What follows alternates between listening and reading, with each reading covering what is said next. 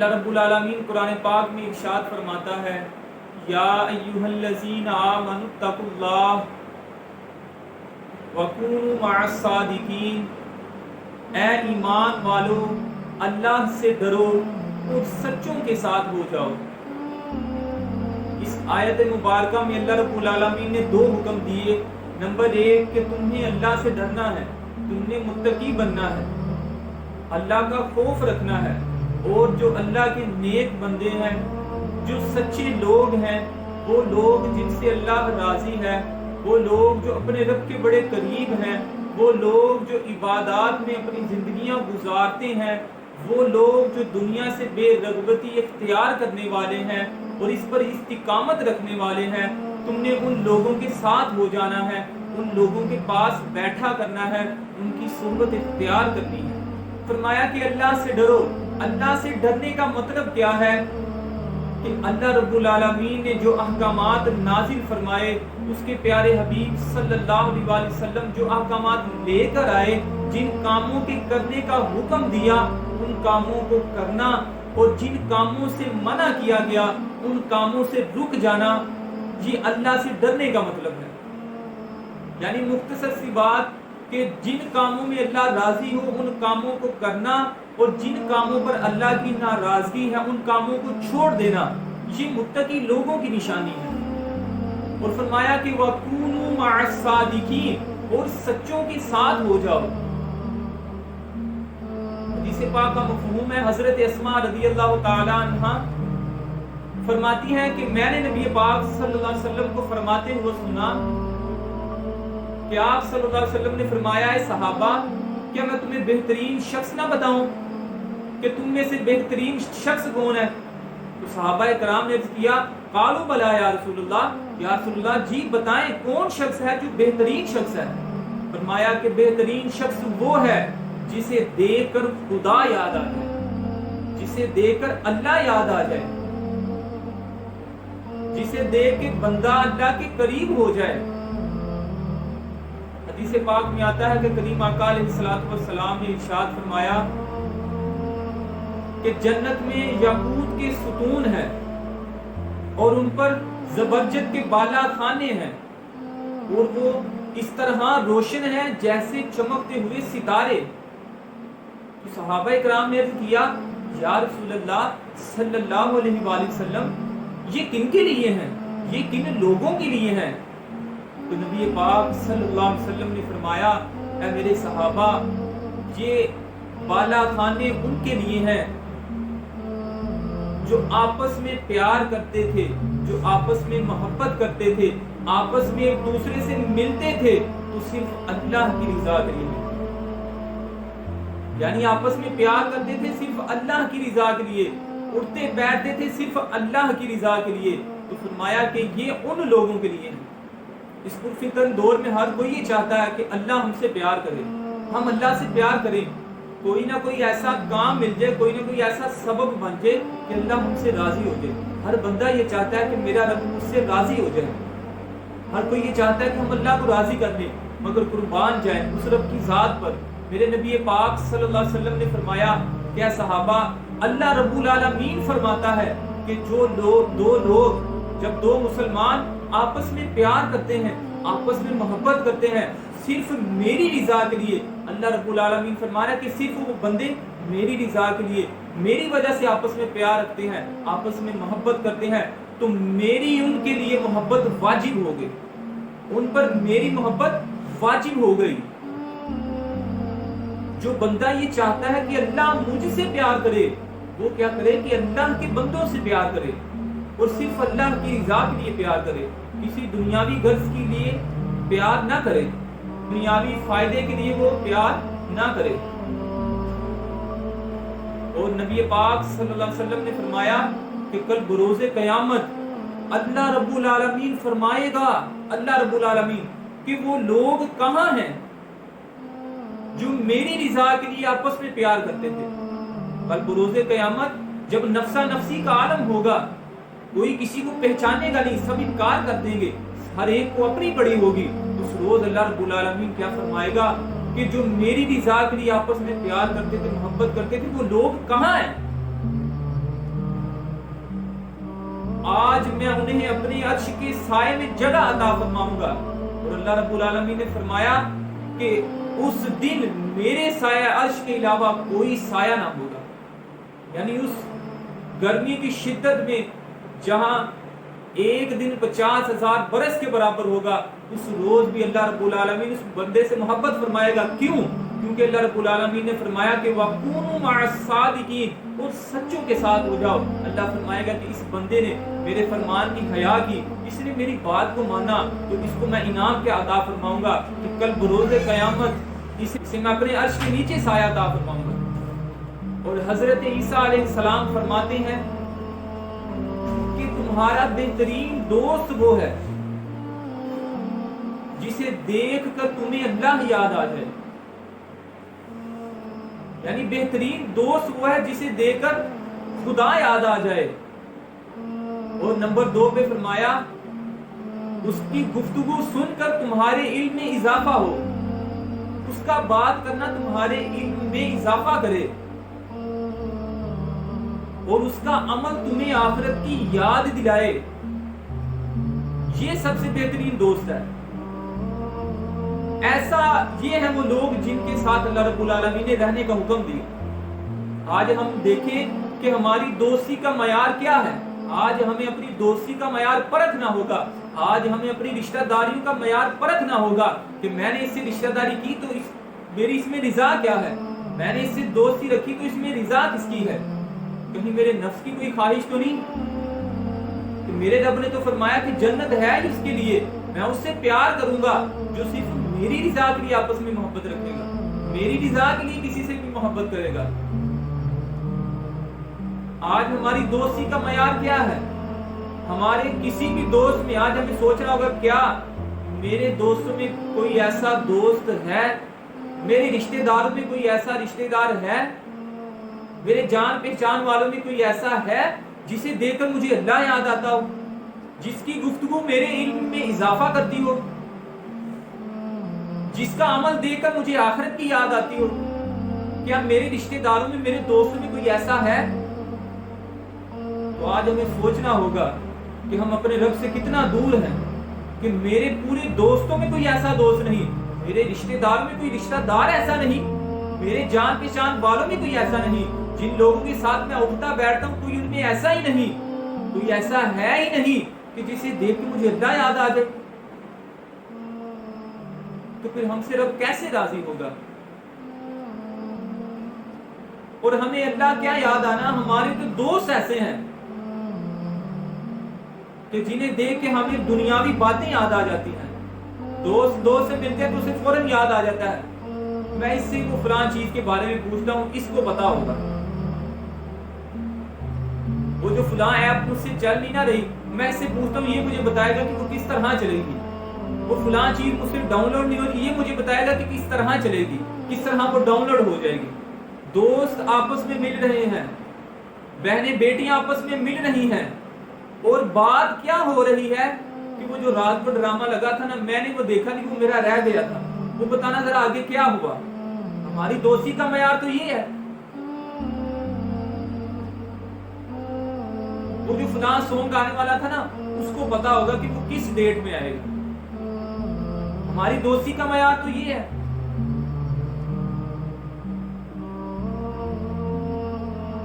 اور فرمایا کہ تمہیں وہ دیکھ کے اللہ یاد آ جائے، یہ تمہارا دوست ہے جس کی گفتگو تمہارے علم میں اضافہ کرے، جس کو دیکھ کر تمہیں آخرت کی یاد آ جائے. ہمیں دوستوں کو دیکھ کے آخرت کی یاد نہیں آتی، ہمیں کیا یاد آ جاتا ہے، یار اس کو تو میں نے کہا تھا کہ آئی فون لے کر آنا، میری تھوڑی سی پکچر جو ہے وہ کھینچ دینی. یعنی ہمارے پورے دوست فرینڈ لسٹ میں رشتہ دار میں کوئی ایسا ہے ہی نہیں، ہم نے کبھی بنایا ہی نہیں، ہم اس طرف کبھی گئے نہیں، ہماری صحبت ہی بری ہے. اور اللہ کیا فرمانا ہے کہ ایمان والو اللہ سے ڈرو، سچوں کے ساتھ ہو جاؤ. اگر تم کامیابی چاہتے ہو، اگر تم سچوں کے ساتھ نہ ہوئے تو تم رسوا ہو جاؤ گے. تو پھر ہوتا کیا ہے، دوست میں پھر تھوڑی سی بات ہو جائے نا، جب ہماری دوستی کا معیار دنیاوی خواہش ہوگی نا، تو پھر تھوڑی سی بات ہو جائے گی تو پھر پرانی ساری باتیں کھل جائیں گی. ہو سکے گا جو میں نے فلاں تجھے چیز دی تھی وہ مجھے واپس کر، میں نے جو فلاں چیز دی وہ مجھے واپس کر، میں نے تجھے اتنے پیسے بھی دیے تھے، میں نے تجھے فلاں چیز بھی کھلائی تھی، وہ سارے پیسے مجھے واپس کر۔ یہ دوستی ہیں۔ رشتہ داریاں کیا ہے؟ ہمارے رشتہ داری کا معیار کیا ہے؟ حقیقت میں بیان کر رہا ہوں۔ ہم رشتہ دار آپس میں ملتے ہی اس لیے ہیں، ایک دوسرے کو چیزیں اس لیے دیتے ہیں، اس نیت پر دے رہے ہوتے ہیں آج میں اس کو دوں گا نا کل مجھے بھی اس طرح کی ملے گی۔ شادی بیاہ پر جاتے ہیں، پیسے کس لیے دیتے ہیں؟ 5,000 دے رہا ہوں، چلو کوئی نہیں کل واپس ہی آ جانا۔ شادی کے موقع پر مشین دے رہے ہیں یا فرنیچر دے رہے ہیں، اور نیت کیا ہے؟ کوئی نہیں کل تو واپس ہی آ جانا۔ یہ رشتہ داری کا معیار ہے ہمارا۔ اور اللہ کیا فرما رہا ہے کہ آپس میں پیار کرنا ہے، کوئی چیز دینی ہے تو صرف میری رضا کے لیے۔ اور جب یہ رشتہ داری ٹوٹ جاتی ہے نا تو پھر ہوتا کیا ہے؟ نہیں ملنا تو نہ ملے، لیکن جی ایسی مشین دیتی تھی نا وہ پیسے واپس کرتے سن، جی ایسی فرنیچر لے کے دیتا سی وہ فرنیچر دے دے تو پیسے سن واپس دے دے۔ یہ رشتہ داری ان کا معیار ہے۔ یہاں سے پتہ چل جاتا ہے کہ ہم اپنی جو رشتہ داریاں وہ اللہ کی رضا کے لیے نبھا رہے ہیں کہ دنیا داری کے لیے۔ اور بڑا دکھ ہوتا ہے ان باتوں پر کہ اللہ رب العالمین نے فرمایا کہ رشتہ داریاں جوڑو۔ ایک تو ہم جوڑتے نہیں ہیں، توڑ دیتے ہیں، اور اگر جوڑتے بھی ہیں صرف دنیاوی لالچ کے پیچھے، دنیاوی غرض کے پیچھے۔ تو جب دنیاوی غرض کے پیچھے ہم رشتہ داریاں جوڑیں گے تو جب پھر یہ ٹوٹیں گی تو بڑی تکلیفیں ہوں گی۔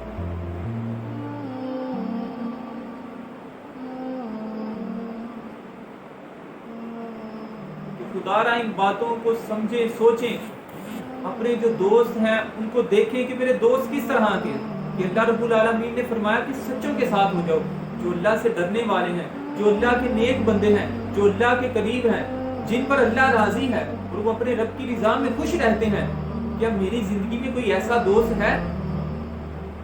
کہیں ایسا تو نہیں کہ جو میری زندگی میں ایسا دوست آیا تھا میں نے اس کو اپنے آپ سے دور کر دیا۔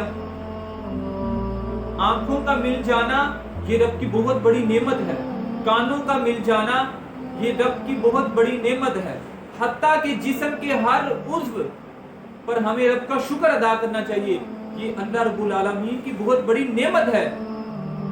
اور اسی طرح سچے دوست کا، اچھے دوست کا، پاک دوست کا، نیکی کا حکم دینے والے دوست کا مل جانا یہ رب کی بہت بڑی نعمت ہے۔ اور شکر ادا کریں وہ لوگ کہ جن کے والدین انہیں یہ حکم دیتے ہیں کہ بیٹا نماز پڑھ لو، قرآن پڑھ لو، بیٹا یہ برائی کی چیز ہے، تم نے اس کے پاس نہیں جانا، تم نے وہاں اس کے پاس نہیں جانا۔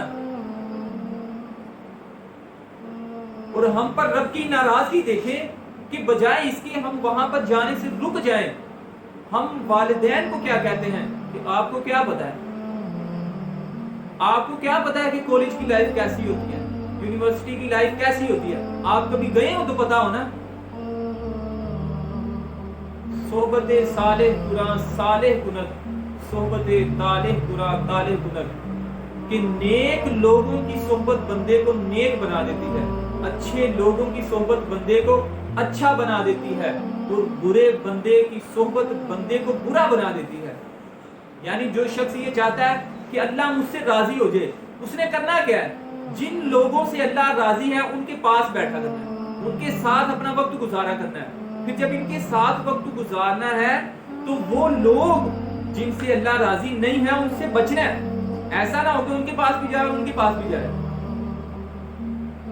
جن لوگوں سے اللہ پیار کرتا ہے ان کے پاس جانا ہے ہم نے، اور وہ لوگ جن سے اللہ راضی نہیں ہے، جن لوگوں نے اللہ کو ناراض کیا ہوا ان کے پاس بھی نہیں جانا، ان سے بچنا ہے۔ فائدہ کیا ہوگا کہ ان کی وجہ سے، ان کی نسبت کی وجہ سے اللہ رب العالمین ہمیں بھی معاف فرما دے گا، ہم سے بھی راضی ہو جائے گا۔ اللہ کی جو انبیاء کرام ہیں، ربی حبلی حکم و الحقنی بالصالحین، حضرت ابراہیم علیہ السلام دعا کرتے ہیں یا اللہ مجھے صالحین میں سے کر دے۔ اور آپ ہسٹری اٹھا کے دیکھ لیں، جتنے بھی اولیاء اللہ ہیں، جتنے بھی اللہ کے نیک بندے ہیں، جتنے بھی اللہ کے دوست ہیں،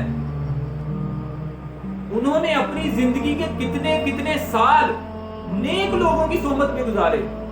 ایسا نہ ہو کہ بندہ کہ جی میں تو بڑا ہی نیک ہوں, مجھے تو کہیں جانے کی ضرورت نہیں, میرے تو بڑا کوئی نیک نہیں ہے گا.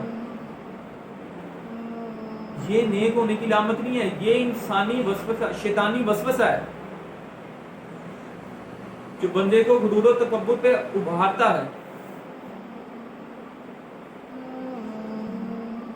دو باتیں ہیں. نمبر 1,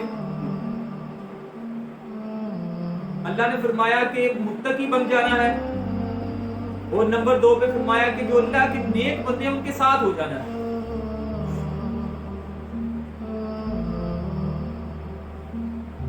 اور جب میں آپ کو بتا دوں کہ ساتھ ہونا ہے ان کے, پھر ان لوگوں کے ساتھ نہیں ہونا جن لوگوں کے ساتھ خدا نہیں ہے, ان لوگوں کے ساتھ ہونا ہے جن لوگوں کے ساتھ خدا ہے. حدیث پاک کا مفہوم ہے کہ نبی پاک صلی اللہ علیہ وسلم نے فرمایا کہ اچھے بندے کی صحبت خوشبو والی دکان کی طرح ہے.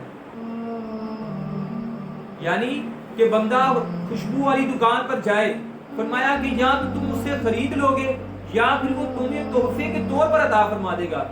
اور فرمایا کہ اگر دونوں کاموں میں سے ایک کام بھی نہ ہوگا تو پھر کیا ہوگا کہ تم وہاں پر جا کر خوشبو حاصل کر لو گے. یا تمہیں وہ چیز تحفے میں دے دے گا یا تم خرید لو گے. اگر ایسا بھی نہ ہوگا تو وہاں پر جانے سے تمہیں فائدہ کیا ہوگا کہ تم وہاں کی جا کر خوشبو سونگھ لو گے, خوشبو سونگھ لو گے. اور صرف اتنا ہی نہیں, جب تم واپس لوٹ آؤ گے تو تمہارے کپڑوں میں سے بھی وہ خوشبو آ رہی ہو رہی, تمہارے کپڑوں میں بھی وہ خوشبو بسی ہوگی. یعنی کہ نیک لوگوں کے پاس جانے کا بڑا فائدہ ہوتا ہے. وہ بات نہ بھی کریں, تم بھی کوئی بات نہ کرو, ان کو دیکھ کر ہی تمہاری زندگی سنور سکتی ہے. ان کو دیکھ کر ہی تمہاری مشکلات دور ہو جائیں گی. اور فرمایا کہ برے بندے کی صحبت لوہار کی دکان کی طرح ہے. وہاں پر جاؤ گے تو تمہارے کپڑے جو ہے خراب ہو جائیں گے. چنگاری کوئی اٹھ کر تمہارے کپڑوں کو جلا سکتی ہے, اور اگر ایسا نہ بھی ہو تو تمہاری طبیعت میں گھٹن سی پیدا ہوگی. فرمایا برا بندہ بھی ایسا ہے. تم کو کہ میں نے تو کوئی بری بات نہیں کرنی, میں تو اچھا ہوں, نہیں, وہاں پر جانے سے تم پر بھی اس کی صحبت کا اثر پڑ سکتا ہے, اثر پڑ جائے گا. اور آپ دیکھتے ہیں کہ ایسا ہو رہا ہے. والدین بچوں سے کہتے ہیں کہ بیٹا تمہیں کیا ہوا, تمہیں پہلے تو یہ بات نہیں پائی جاتی تھی. میں تو ٹھیک ہوں, آپ کو پتہ نہیں کیا ہو گیا, میں تو ویسا ہی ہوں, آپ کو پتہ نہیں کیا ہو گیا کہ میرے پیچھے ہی پڑ گئے آپ تو. بابا بلے شاہ صاحب فرماتے ہیں اسی حدیث پاک پر, چنگے بندے دی صحبت یارو جیویں دکان تارا, سودا پاویں مول نہ لئیے بھلے آن ہزاراں. فرماتے ہیں کہ برے بندے دی صحبت یارو جیویں دکان لوہاراں, کپڑے پاویں کنج کنج بئیے چھنکا پین ہزاراں. کہ اچھے بندے کی جو صحبت ہے, بندہ اچھے بندے کے پاس چلے جائے کوئی نہ فائدہ ضرور ہوگا. اور اگر بندہ برے کے پاس چلے گیا تو یہ کبھی نہ کہے کہ میں تو اچھا ہوں, پھر کیا ہو گیا. وہ کوئی نہ کوئی اس کا نقصان ضرور کر دے گا, اس میں کوئی نہ کوئی بری خصلت لاحق ہو سکتی ہے. سارا ان باتوں کو سوچیں سمجھیں. ایک تو پہلے ہی ہم نمازوں کی پابندی نہیں کرتے, ہم قرآن کی پابندی نہیں کرتے, حدیث کی پابندی نہیں کرتے, دین کو سمجھتے نہیں ہیں, اور اوپر سے ہم نے صحبت ایسی اختیار کر لی. اور جب بندہ بری صحبت اختیار کر لیتا ہے نا, پھر وہ نماز نہیں پڑھ سکتا, یقین جانے وہ قرآن نہیں پڑھ سکتا, پھر وہ گھر والوں کا ادب نہیں کر سکتا. یہ پکی بات ہے. وہ والدین کی سب سے پہلے نافرمانی کرے گا. دوستوں سے ملنے سے میں منع نہیں کر رہا, دوستوں کے پاس جانا چاہیے. صحابہ کرام بھی آپس میں ایک دوسرے سے ملتے تھے. میں یہ کہنا چاہ رہا ہوں کہ ہم نے جب آپس میں ملنا ہے تو اللہ کی رضا کے لیے ملنا ہے. کسی کو کچھ دینا ہے تو اللہ کی رضا کے لیے دینا ہے. من احب للہ وابغض للہ واعطى للہ ومنع للہ فقد استكمل الایمان. نبی پاک صلی اللہ علیہ وسلم نے فرمایا کہ جس نے اللہ کی رضا کے لیے محبت کی, اللہ کی رضا کے لیے نفرت کی, اور اللہ کی رضا کے لیے کچھ دیا اور اللہ ہی کی رضا کے لیے دینے سے رک گیا, تو فقد استكمل الایمان, اس شخص نے ایمان کو مکمل کر لیا. یہ شخص کامل مومن ہے. آج ہم نے سوچنا ہے کہ ہم کسی سے پیار کرتے ہیں، کیا ہمارا یہ پیار کرنا رب کی رضا پر ہے؟ کسی سے نفرت کرتے ہیں تو کیا اللہ کی رضا بھی نفرت کر رہے ہیں؟ کسی کو کچھ دے رہے ہیں کہ اللہ کی رضا بھی یہ دے رہے ہیں؟ کسی کو کچھ دینے سے رک گئے؟ نہیں، ایسا تو نہیں کہ اس میں میری نفسانی خواہش تھی کہ جب مجھے مدد کی ضرورت ہوئی تو اس نے مدد نہ کی، اب میں نے بھی مدد نہیں کرنی۔ میں اس کے گھر گیا، اس نے مجھے عزت نہیں دی تو میں نے بھی اس کی عزت نہیں کرنی۔ جب تک ہمارے ہر کام میں، چاہے وہ نماز ہے، چاہے وہ قرآن ہے، چاہے وہ حدیث ہے، چاہے وہ صلہ رحمی ہے، چاہے وہ رشتہ داروں کے ساتھ تعلقات ہے، چاہے وہ دوستی ہے، حتیٰ کہ کوئی بھی نیک کام ہے، جب تک اس میں رب کی رضا شامل نہ ہوگی اللہ اس کو قبول نہ فرمائے گا۔